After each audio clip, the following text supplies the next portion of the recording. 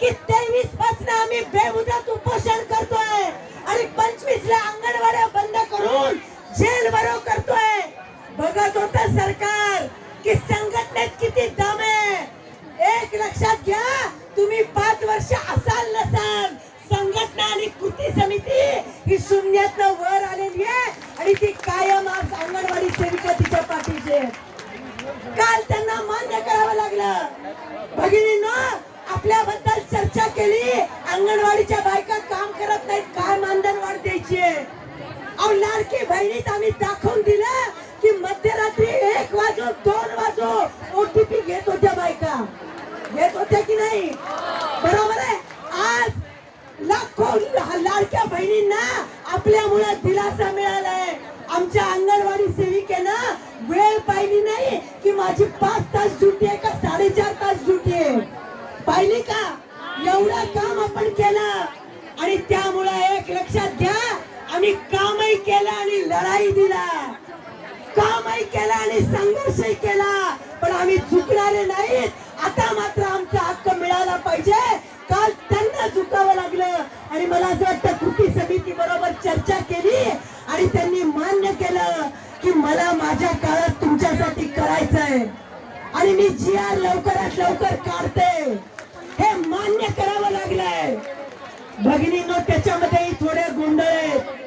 आपण समजून घ्या, हे सरकार खोटे सरकार आहे. एका बाजूला राष्ट्रवादी, एका बाजूला कुठली शिवसेना म्हणायची की आता एक उद्धव ठाकरेची नाही, दुसरी शिवसेना, बरोबर आहे, आणि तिसऱ्या बाजूला राष्ट्रवादीचा गट. त्यामुळे त्या ओढात आणि एक लक्षात घ्या, या जगामध्ये जे खरे लढाऊ आहेत त्यांचाच कस लागतो, तसा आपला कस लागलाय. बरोबर आहे, आमचा कस लागलाय, पण त्या कसाला आम्ही पुरून मोडणार आहोत. आणि त्यामुळं या ठिकाणी भगिनींनो, वाऱ्यासारखं आलं गेलं नाही.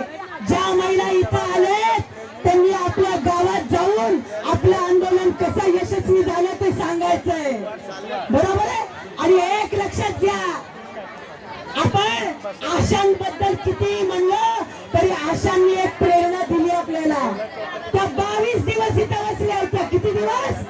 22 दिवस. आणि आपण त्याच्यातनं प्रेरणा घेऊन कृती समितीने ठरवलेलं आहे की जोवर GR निघत नाही, आज आलेल्या महिला गेल्या तरी स्थानिक आणि जवळच्या जिल्ह्यातल्या महिला याच पेंडॉल मध्ये बसणार आहेत जोवर GR निघत नाही तोवर. लक्षात आलं का? त्यामुळे आपण घरी गेलो तरी आपण सांगितलं पाहिजे आमचं आंदोलन चालू आहे आणि वेळ प्रसंगी आपल्या जिल्ह्यातल्या महिला या ठिकाणी तयार करायच्या आहेत. आदिती तटकरेंनी सांगितलंय की आम्ही भरघोस मानधनवाढ करणार आहोत आणि GR काढणार आहोत. वाट बघूयात आपण. आणि एक लक्षात घ्या भगिनींनो, मॅक्सिमम जेवढं बांधता येईल तेवढं कृती समिती बांधलेली आहे. बरोबर, तुम्ही बांधलेला आहात कृती समितीपेक्षाही. बरोबर आहे.